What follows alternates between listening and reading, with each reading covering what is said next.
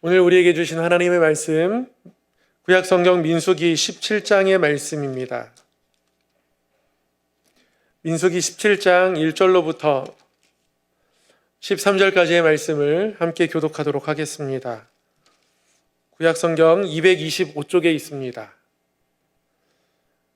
민수기 17장 1절에서 13절까지의 말씀. 저는 조금 싸늘한 것 같은데 우리 성도님들은 괜찮으신가요? 네. 싸늘하다는 뜻인가요? 괜찮다는 뜻인가요? 네.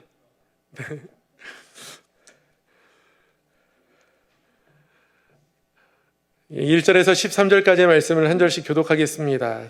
제가 먼저 봉독하겠습니다. 여호와께서 모세에게 말씀하여 이르시되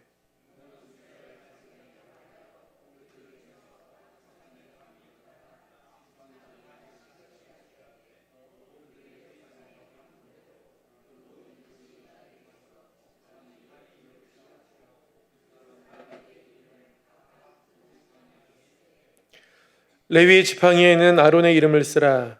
이는 그들의 조상의 가문의 각 수령이 지팡이 하나씩 있어야 할 것임이니라.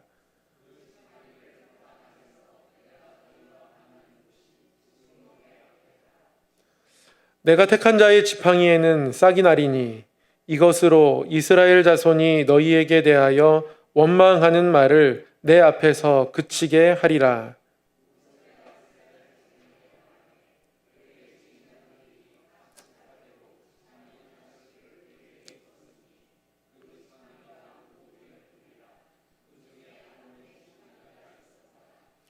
모세가 그 지팡이들을 증거의 장막 안 여호와 앞에 두었더라.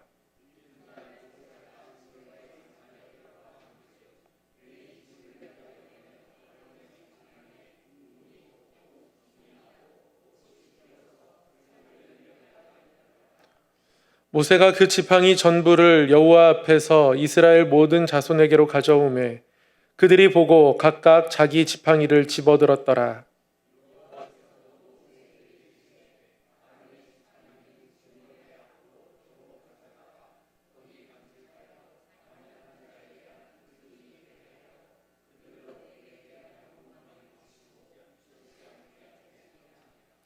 모세가 곧 그같이 하되 여호와께서 자기에게 명령하신 대로 하였더라.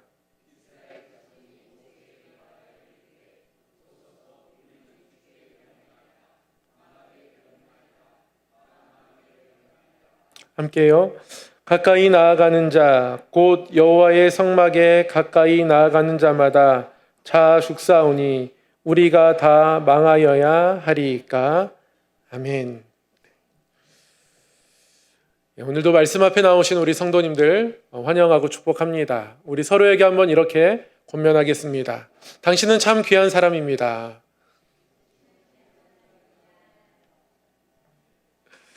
네, 귀한 말씀 앞에 나온 우리 성도님들이 가장 귀한 사람인 줄 믿습니다. 오늘 말씀 민수기 11번째 시간이고요. 민수기 17장을 함께 공부해 보도록 하겠습니다. 네, 말씀을 함께 공부하기 앞서서 오늘도 벳다비담을 읽고 시작하도록 하겠습니다. 말씀에 예수님을 닮은 사람이 됩시다. 네. 우리가 말씀을 통해서 말씀을 배울 뿐 아니라 삶으로 살아내고 또 말씀에 비추어서 우리를 성찰하면서 점점 예수님의 장성한 분량까지 자라가고 그 신의 성품에 참여하는 자가 되기를 소망합니다. 오늘도 먼저 민수기의 전체 구조를 살펴보도록 하겠습니다. 민수기를 크게 세 부분으로 나누어서 늘 기억하고 있습니다. 첫 번째 부분은 시내산에 있을 때, 두 번째 부분은 광야의 길을 걸을 때, 세 번째는 이제 요단 동편에 도착해서 요단강 건너기를 준비할 때입니다.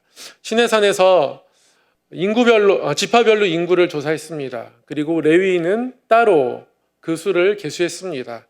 이후 6월절을 지키고 출발하게 되죠. 나중에 요단 동편에 도착하면 다시 한번 인구조사합니다.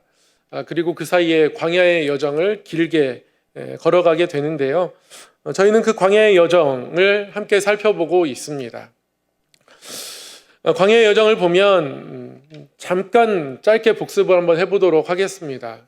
광야의 여정을 보면 시내산 출발하자마자 백성들이 그들의 탐욕으로 인해서 불평하게 되었습니다. 그래서 하나님이 그 진영 끝을 불살라서 불사름이란 뜻의 다베라, 그리고 탐욕의 무덤이라는 뜻 기브롯 핫다와 이런 지명들을 갖게 되는 장소들을 지나게 되고요. 백성들뿐만 아니라 모세에게 동역자로 하나님께서 붙여주신 아론과 미리암 또한 모세를 비방하게 되죠. 그때 또한 하나님께서 모세의 편에서 모세를 하나님께서 끝까지 붙들어 주시고 또 아론과 미리암도 돌이키게 됩니다. 가나안 땅을 정탐하는 일들이 이제 그 이후에 이루어지게 되는데 10명의 정탐꾼들은 가나안 땅을 돌아보고 와서 땅은 좋지만 그 땅에 있는 거주민들이 너무 장대해서 우리가 그들 보기에는 메뚜기 같을 것이어서 우리가 차지할 수 없는 땅이라고 믿음 없는 보고를 하고 여호수아와 갈렙은 그들은 우리의 먹이다. 우리가 그 땅을 능히 취할 수 있다라고 믿음 있는 보고를 하게 됩니다. 그러나 역시 다수가 믿음 없는 보고를 하다 보니 이스라엘 백성들 전체가 두려움에 떨게 되었고요. 이 일로 인해서 이스라엘 백성들은 가나안 땅 이 정탐 이후에 광야를 긴 시간 동안 돌아가게 됩니다.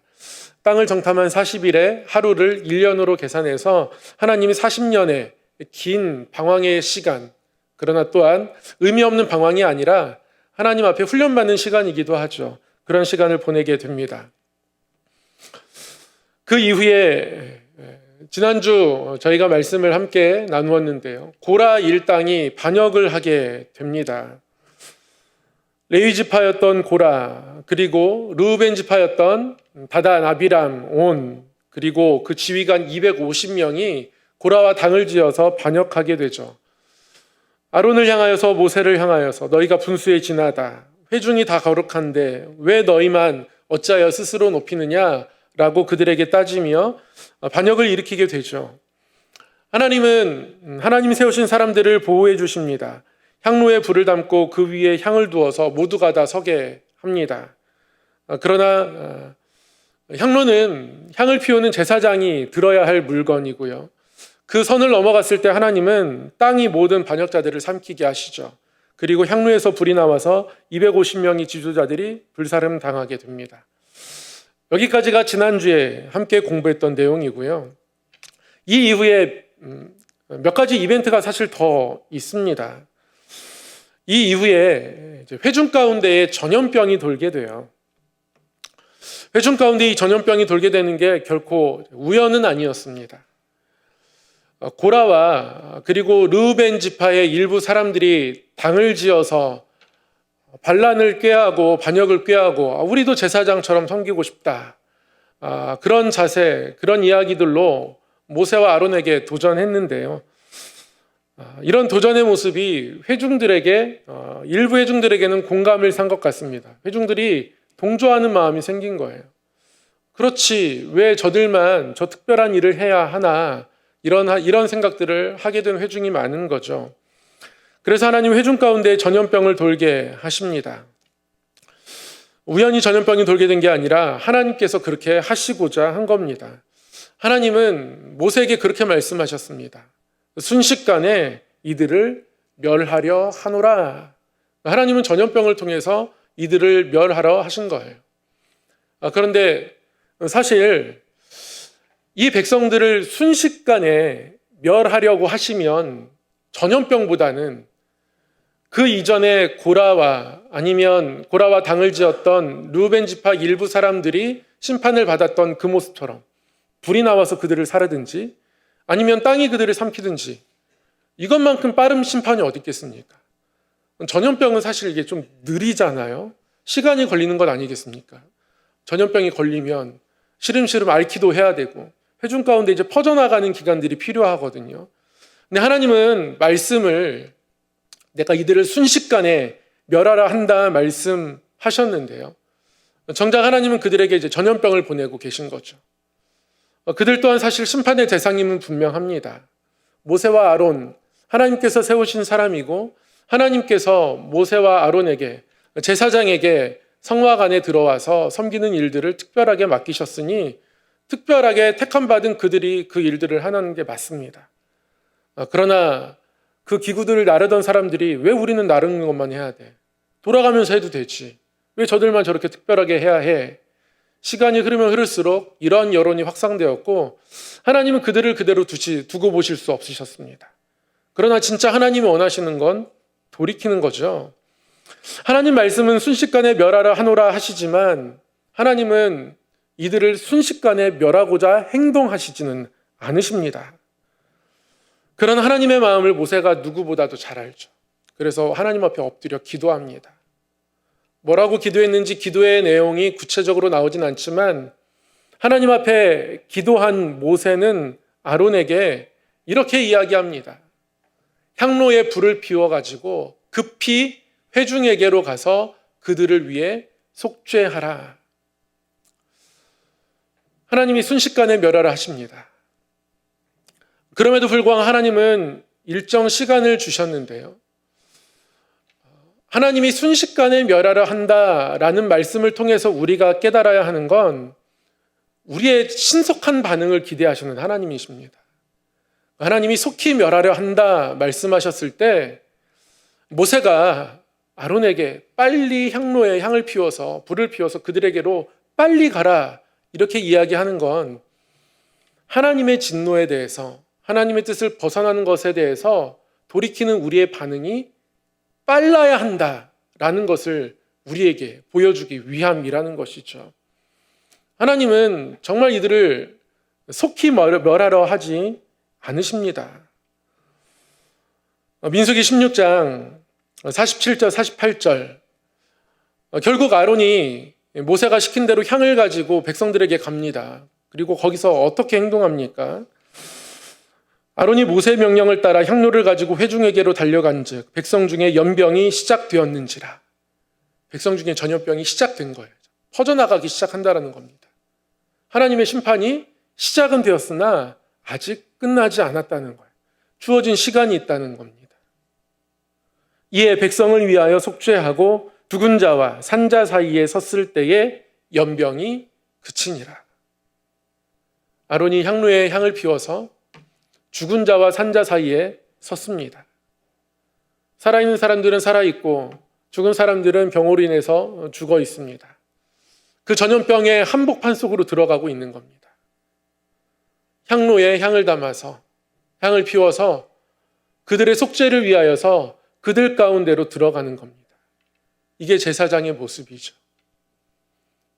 제사장 손에 들려진 향은 그만큼 큰 능력이 있습니다. 자신의 탐욕에 젖어서 자신의 명예욕에 젖어서 우리도 향로를 들고 싶다. 우리도 제사장처럼 하고 싶다라고 그렇게 반기를 들었던 사람들은 오히려 그 향로에서 불이 나와 그들을 삼켰습니다. 감당할 수가 없는 거죠. 그러나 하나님이 택한 자가 순종하는 모습으로 그 향로를 들고 하나님 뜻 가운데 서 있을 때에는 그 능력이 엄청납니다. 하나님의 뜻을 돌이킵니다. 그래서 전염병이 백성의 진중 가운데, 회중 가운데 퍼져나가지만 그 향로를 들고 산자와 죽은 자 사이에 섰을 때에 전염병이 그치게 됩니다. 우리가 아론의 뒤를 이어서 이 땅 가운데 대제사장으로 살아간다면 오늘 이 아론의 모습을 꼭 기억해야 합니다.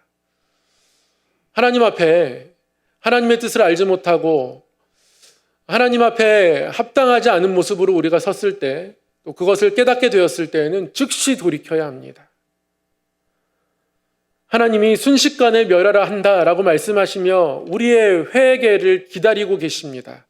하나님 많이 기다리시고 잘 기다리시니까 그래 괜찮다라고 우리가 그 하나님 앞에서 반응할 수는 없는 겁니다.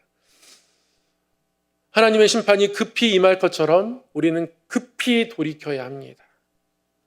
그리고 급히 돌이켜서 하나님 앞에 다시 우리가 하나님 뜻 앞에 온전히 서 있을 때 그때 그 모습은 하나님의 능력의 도구가 되고 통로가 되는 거죠. 우리가 그런 모습을 하나님 앞에 간구해야 합니다. 우리가 하나님의 뜻을 떠났을 때 그것이 얼마나 위험한지, 그러나 하나님 앞에 하나님이 맡겨주신 제사장 직분을 감당하며 하나님이 보내신 그 자리에 하나님의 뜻에 맞게 서 있을 때 그게 얼마나 큰 능력이 있을 수 있을지 기대해야 하는 거죠. 아론의 모습을 통해서 우리는 그러한 것들을 발견할 수 있습니다.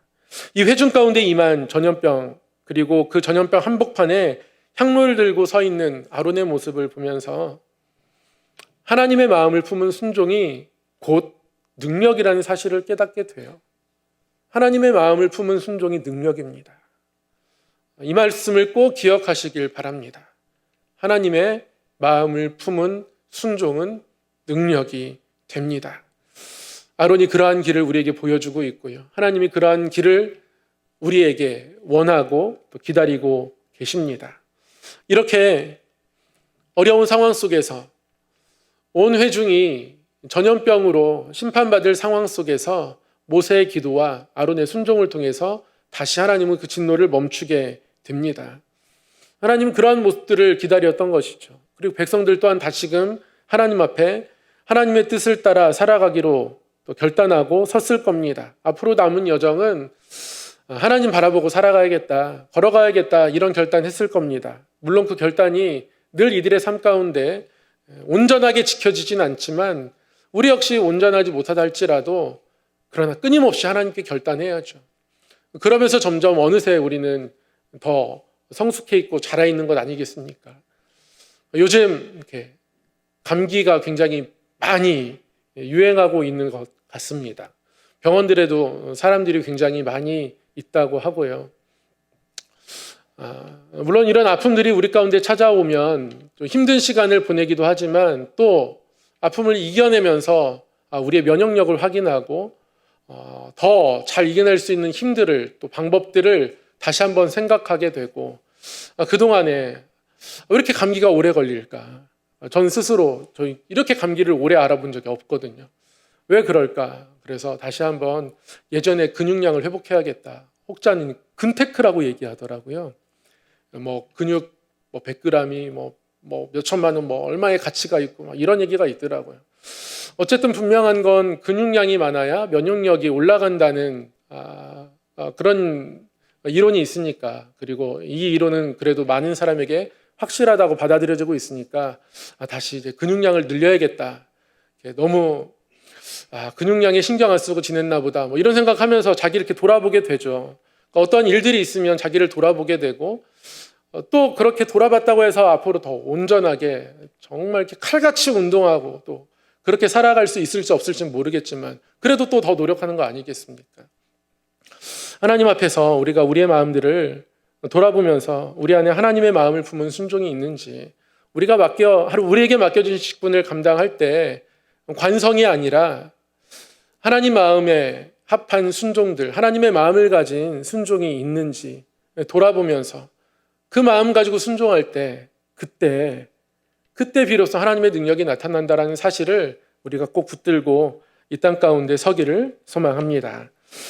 이렇게 고라의 반역 이후에 하나님의 심판이 이들 가운데 임하게 되고 또 회중 가운데에 전염병으로 심판이 임했고, 이때 모세가 또 아론이 하나님의 마음을 가지고 순종하며 그 위기를 넘어가게 됩니다.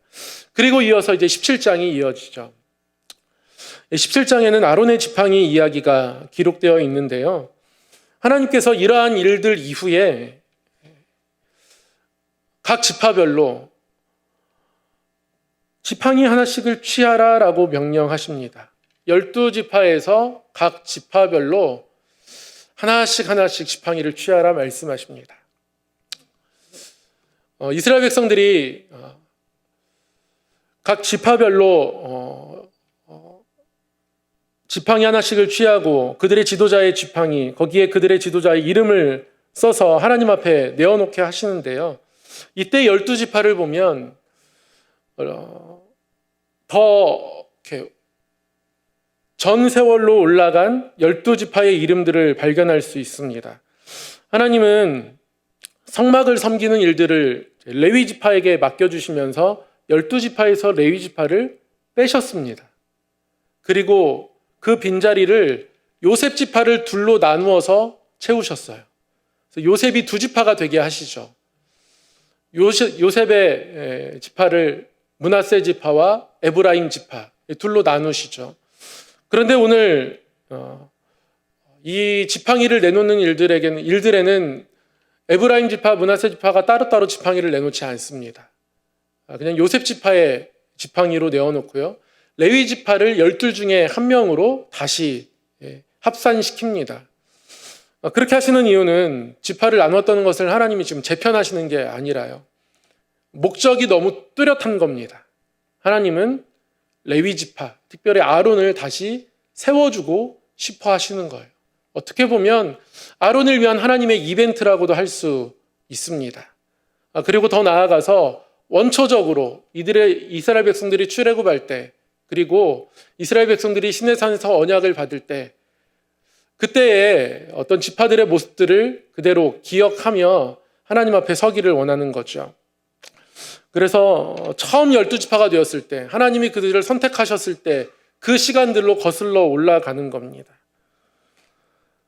그렇게 하나님께서는 각 지파별로 지팡이 하나씩을 취하게 하시는데요. 여기서 우리가 잠깐 멈춰서 생각해 볼 게 이제 지팡이라는 겁니다. 지팡이라고 해봤자 작은 막대기 같은 거거든요. 나무 가지를 잘랐겠죠. 나무 가지를 잘라서 아마 이들의 지팡이를 만들었을 텐데요. 이 지팡이라는 말이 히브리어로는 이제 마테라고 합니다. 이 마테라는 뜻이요. 지팡이라는 뜻이 있고, 지팡이 자체가 나무 가지로 만들었으니까 나뭇가지라는 그런 뜻도 있습니다. 브랜치라는 뜻도 있어요. 그런데 이 단어가 지파라는 뜻도 있습니다. 마테가 성경의 어느 부분에서는 지팡이로 번역되고 성경의 어느 부분에서는 지파라고 번역되죠. 그러니까 지파 자체가 나무에서 나무 가지가 갈라져 나오듯 어떤 한 집안의 줄기에서 가지들이 갈라져 나오는 거니까요. 일맥상통하죠. 그래서 이 마테라는 말은 지팡이라는 뜻, 가지라는 뜻, 지파라는 뜻까지 이렇게 포함하고 있습니다. 하나님은 그 지팡이를 지금 다 가져오러 가시고 지팡이에 그들의 이름을 새기게 하십니다. 그러니까 지금은 하나님께서 단순히 지팡이를 모으는 게 아니라 사람들을 모으고 있는 겁니다. 이름을 새긴다는 건 이게 누구 건지 나중에 찾아갈 때 헷갈리지 말라고 지금 그러는 게 아니거든요. 이들에게서 생명이 끊어질 때 하나님은 종종 그렇게 표현하시죠. 이름을 제한다. 그러니까 이름이 새겨진다는 건 그들의 생명 자체를 뜻하는 겁니다. 결국 지팡이는요, 그들 각각의 정체성을 의미하는 겁니다. 하나님이 지금 이스라엘을 온 회중으로 바라보는 것이 아니라요, 그 지파 각각으로 바라보고 계십니다. 그리고 그들이 정말 어떤 마음 가지고 하나님 앞에 서 있는지, 지팡이를 든 사람이 또 지팡이를 따르는 그들이 모세와 아론의 인도를 그대로 따라가고 있는지, 그들의 지팡이를 지금 어떻게 사용하고 있는지, 하나님의 뜻을 따라가는 도구로 사용하고 있는지, 내 뜻에 맞추어서 나의 지파 사람들을 선동하는 도구로 삼고 있는지, 나의 명예를 위해서 사용하고 있는지 하나님이 점검하시고자 하는 겁니다. 지팡이가 우리의 삶을 의미한다면, 또는 우리의 생명을 의미한다면 우리는 우리의 삶도 있고 생명을 가지고 있습니다. 그러니까 우리가 다 하나님의 지팡이를 들고 살아간다는 거예요. 우리는 우리에게 주신 삶, 그 삶에 담겨진 어떤 힘들, 이런 것들을 누리며 살아가죠. 그것이 물질일 수도 있고요, 사회적 지위일 수도 있습니다. 어떤 관계일 수도 있고 자신의 성격일 수도 있습니다. 그것들을 어떻게 사용하고 있냐는 거예요. 그것이 우리의 삶의 정체성이라고 할 수 있습니다. 제가 권사님들이랑 이렇게 소풍 같은 데 가고 그러면요, 식물에 대해서 정말 잘하시는 권사님들 굉장히 많이 계시더라고요. 나뭇잎이 이렇게 갈라진 건 어떤 나무고, 끝이 이런 모양이면 어떤 나무고, 저는 생물학 전공자 같습니다. 어떻게 이렇게 자세히 잘 아시는지 모르겠어요. 어떤 분은 꽃의 종류를 너무 잘 아십니다. 나물의 종류를 잘 아시는 분도 계시고요. 그래서 식당 가서 식사하면 여러 가지 나물 반찬이 나오면 저한테는 그냥 풀떼기 그 정도밖에 안 되거든요. 그래서 별로 땡기지도 않고 왜 이렇게 초록색이 많을까? 그래도 지금은 좀 먹는 편인데 전에는 권사님들이 권해셔도 제가 정중히 거절했었거든요. 지금은 아니지만 불과 몇 년 전만 해도 권사님 죄송하지만 제가 50 넘어서 그때부터 먹겠습니다. 50 넘으신 권사님 더 많이 드셔야죠. 뭐 이렇게 농담 삼아 거절했단 말이죠. 저한테는 그만큼 나물에 대한 관심이 없습니다. 근데 어떤 권사님들은 나물의 종류를 정말 너무나 잘 아세요. 그런 모습들이 하나의 정체성이 되죠. 그래서 이 권사님은 정말 나무에 대해서 너무너무 잘 아시는 분. 이분은 나물들에 대해서 너무너무 잘 아시는 분. 어떤 분은 꽃에 대해서 너무 잘 아셔가지고 꽃을 어떻게 키워야 하고 화분들을 어떻게 돌봐야 되는지 그런 것들을 너무 잘 아시는 분들도 계시고요. 이런 부분들이 삶의 한 정체성이 되는 거죠. 그래서 그것이 한 사람을 일컫는 말이 됩니다. 이러이러한 사람, 이러이러하게 살아가는 사람이라고 그렇게 삶의 어떤 한 부분에 대한 정의를 내리게 되죠. 그것이 우리 삶의 부분적인 정체성이 됩니다. 지팡이는 그런 거예요.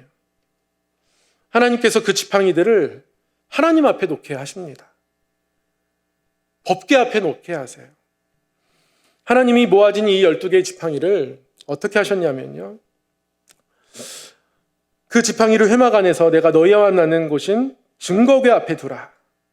내가 택한 자의 지팡이에는 싹이 나리니 이것으로 이스라엘 자손이 너희에게 대하여 원망하는 말을 내 앞에서 그치게 하리라. 하나님 이렇게 말씀하십니다. 그 지팡이들을 어디에 두십니까? 하나님의 법궤 앞에 두게 하십니다.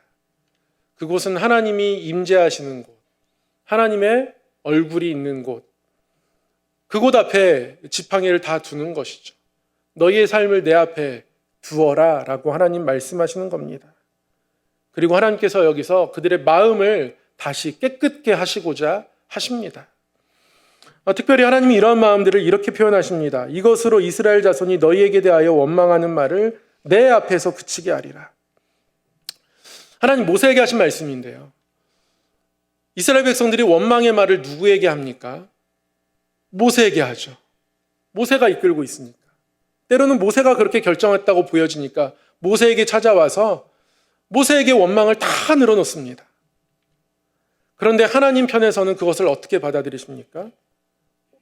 원망하는 말을 내 앞에서 한 것이라고 받아들이세요. 비슷한 이야기가 사무엘상에도 기록되어 있습니다. 이스라엘 백성들이 하나님 앞에 하나님께 왕을 세워달라고 했을 때 가장 큰 아픔을 느낀 사람은 사무엘이었죠. 사사로서 전쟁에 능하진 않지만 기도하면서 하나님의 말씀을 받아가지고 이스라엘 백성들을 하나님의 뜻 가운데 인도하려고 애쓰고 노력하고 그렇게 살아갔던 사람이거든요. 그런데 와서 왕을 세워달라고 합니다. 굳이 지금과 비유하자면 그런 겁니다. 저에게 찾아오셔가지고 목사님은 설교만 하시고 교회 목회 프로그램이나 이런 것들을 기획하는 일들은 따로 다른 분을 좀 세워야겠습니다. 어떤 팀에 누가 굉장히 그런데 유능하다고 해서요. 우리가 그 부분을 담당할 다른 분들을 좀 모셔와야겠습니다. 목사님은 그냥 설교만 하시면 좋겠습니다. 이렇게 사무엘에게 얘기한 거나 다름없는 거죠. 사무엘이 충격을 받았을 거예요. 실제로 굉장히 많이 힘들어합니다. 그때 하나님이 사무엘에게 뭐라고 하십니까? 사무엘아, 이들이 너를 버린 게 아니다. 이들이 지금 나를 버린 것이다. 이들이 사무엘에게 사사로 섬기는 일들 열심히 하고 계시긴 하지만 그거로는 우리에겐 좀 부족합니다. 우리에겐 전쟁이 필요하고 전쟁에 싸울 왕이 필요하기 때문에 사무엘 당신 사사로는 이 나라가 온전히 설 수 없는 것 같습니다. 왕을 세워주십시오. 이렇게 요구할 때 사무엘의 가슴을 후벼 파는 것 같았지만 그 이야기를 하나님이 같이 들으셨다는 거죠.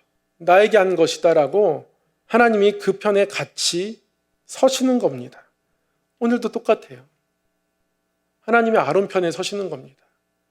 너를 향하여 원망했던 말들, 그거 다 내 앞에서 나를 향해 있는 것인데 그래서 그거 내가 그치게 하겠다라고 하나님이 이미 심판하셨지만 다시 한번 그 심판 과정에서도 아프고 힘들었지만 그래도 하나님 말씀하시니 향로를 들고 그 백성의 전염병 가운데로 나아갔던 그 모습, 그래 이게 제사장의 모습이지 라고 바라보셨던 하나님께서 그 아론에게 그 리더십을 다시 한번 굳건하게 하기 위해서 이스라엘 자손이 그들에게 다시 원망하는 말 하지 않도록 내가 그 모든 말을 들었고 그거 다 내 앞에서 한 것이다. 나도 다 안다. 이렇게 말씀하시며 하나님이 아론을 위로하시고 세워주고 있는 거죠. 그렇게 하루가 지나자 아론의 지팡이에서 싹이 났습니다. 그리고 살구 열매까지 열렸습니다. 단 하루에 뿌리 내리지 않은 나뭇가지에서 싹이 나고 열매가 맺힌 겁니다. 그렇게 아론의 지팡이, 성막 안에 있던 아론의 지팡이에 싹이 나면서 이것을 하나님이 이스라엘 백성들 앞에 나타내는 표징이라고 말씀해 주십니다. 이 아론의 싹난 지팡이는요, 하나님의 칭찬입니다. 특별히 아론의 순종에 대한 하나님의 칭찬의 의미가 너무너무 크죠. 그리고 이스라엘 백성들을 다시 아론을 잘 따르도록 권면하고 독려하며 아론의 일들을 하나님이 같이 동역하시며 감당해주고 있는 모습입니다. 우리가 기대할 게 이런 거죠. 백성들이 원망하지만 전염병 사이로 향로를 들고 나아가고 이렇게 나아간다고 해서 이들의 원망이 그칠까? 이런 생각이 찾아올 수 있지만 그러나 묵묵히 한 걸음 한 걸음 순종하며 뚜벅뚜벅 그 길을 갈 때 하나님께서 그 걸음 가운데 또 동행하시고 힘주시고 채워주시는 은혜 베푸시는 하나님이시라는 걸 우리는 이 말씀 앞에서 다시금 기억해야 합니다. 하나님이 그렇게 하시겠다고 말씀하시는 겁니다. 사랑하는 성도 여러분, 하나님의 마음을 가지고 순종하는 걸음 위에 하나님께서 능력으로 함께 하시고요. 그 걸음이 때로는 지쳐도요. 하나님이 격려하시기 위해서, 힘 더하시기 위해서 또 필요한 것으로 하나님이 채워주십니다. 그러한 삶의 걸음을 아론을 통해서 또한 이 땅 가운데에 믿지 않는 자들을 향한 제사장으로 우리를 세우신 하나님의 뜻, 그 하나님의 마음, 그 뜻과 마음 앞에 서 있는 우리에게도 동일한 은혜가 있어야 하기에 하나님 오늘 이렇게 우리에게 말씀하시는 거죠. 그리고 하나님 이 지팡이를 언약궤 안에 넣게 하십니다. 그래서 그 언약궤 안에는 하나님이 친히 써주신 돌판과 그리고 만나를 담은 항아리와 아론의 쌍난 지팡이, 이 세 가지가 보관되게 되죠. 하나님이 이것을 영원한 표징 삼고 싶어 하셨습니다. 하나님이 영원히 간직하고 싶어 하셨다는 건 어떠한 상황 속에서도 하나님이 이렇게 하시겠다는 뜻이기도 합니다. 사람의 반응이 중요하지 않고요. 하나님 앞에 마땅히 해야 할 일들을 뚜벅뚜벅 감당해 가는 일들, 그 걸음들, 그것들이 우리 안에 채워질 때 하나님의 격려, 하나님의 위로, 하나님의 도우심, 하나님의 개입 이런 것들이 나타나는 겁니다. 그거 기다리지 못하고 서둘러서 내가 어떻게든 뭘 해보려고 했다가 내 감정 추스리지 못하고 다 드러냈다가 그때에 오히려 하나님의 자리를 내가 나의 뜻으로 덮어버려서 하나님이 우리 삶에 어떤 은혜 베푸시는지 경험할 수 있었는데 못하게 되는 안타까운 상황을 이제 우리가 만들어가게 되는 거죠. 지팡이는 하나님이 우리에게 주신 삶 그 자체입니다. 삶으로 규정되는 나의 정체성입니다. 이런 나의 지팡이를 작은 막대기로 보지 않고 하나님의 도구로 바라보고 그래서 하나님의 인도하심을 바라고 구하는, 때로는 기다리는 믿음이 우리에게 있어야 합니다. 더불어 나의 지팡이가 하나님을 맞서는 충동질의 도구가 되어서는 절대 안 되고요. 하나님의 뜻에 하나님 마음 가지고 순종할 때 오히려 하나님을 기다리고 하나님을 바라보고 하나님 앞에서 때로는 견디고 참고 그렇게 살아가면 하나님의 은혜가 분명히 우리 삶 가운데 임할 줄 믿습니다. 그래서 내 삶에 어떠한 일들이 일어나기보다 하나님 앞에 어떠한 상황 속에서도 순종하겠다라는 결단의 마음들이 이 땅을 살아가고 또 하나님의 일들을 감당하는 우리의 중심이기를 원합니다. 어떤 상황이었으면 좋겠다가 아니라요, 어떤 상황 속에서도 순종할 수 있으면 좋겠다. 이게 우리의 마음이고 중심이기를 소망하고 축복합니다. 하나님 아버지, 산자와 죽은 자 사이에 향로를 들고 서듯 그렇게 하나님의 원하시는 곳에 나아가 서기를 원합니다. 하나님 뜻에 우리의 삶을 또 우리의 마음을 드리며 우리의 삶에 우리의 마음에 하나님의 마음을 담아내어 한 걸음 한 걸음 순종하며 나아가는 우리의 삶 속에서 또한 하나님의 은혜와 사랑을 경험하기를 소망합니다.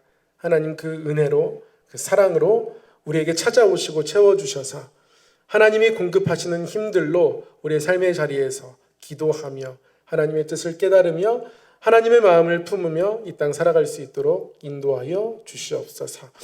남은 한 주간의 삶도 하나님께서 지켜 보호하여 주시고 우리 성함의 권속들 늘 하나님 품 안에 살게 하여 주시고 하나님 품 안에 살며 또한 하나님의 품이 되는 사람으로 세워 주시옵소서. 감사드리옵고 예수님 이름으로 기도드리옵나이다. 아멘.